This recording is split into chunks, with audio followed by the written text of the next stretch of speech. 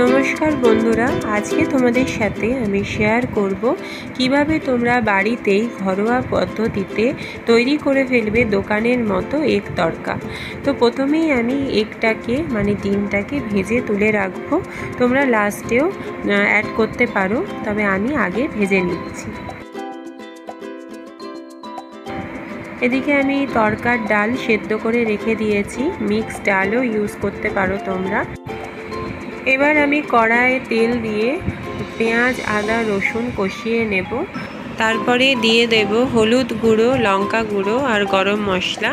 তারপর খুব ভালো করে কষিয়ে নেব আর এর মধ্যে অ্যাড করব টমেটো কেচাপ বা টমেটো কুচি। তো ভালো করে সেটা কষিয়ে নিয়ে আমার সেদ্ধ করে রাখা যে ডালটা ছিল সেটা অ্যাড করে দেব।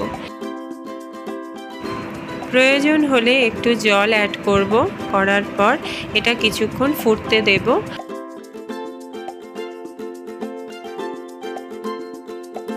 একটু ফুটে গেলে যে ডিমটা ভেজে রেখেছিলাম সেটা আমি এখানে অ্যাড করে দেব। এরপর ভালো করে নাড়াচাড়া করে সবার শেষে আমি দেব অল্প করে চিনি, পরিমাণ মতো একটু ঘি আর একটু গরম মশলা দিয়ে গ্যাস অফ করে দেব। তো একদম দেখো রেডি হয়ে গেছে আমাদের গরম গরম তড়কা।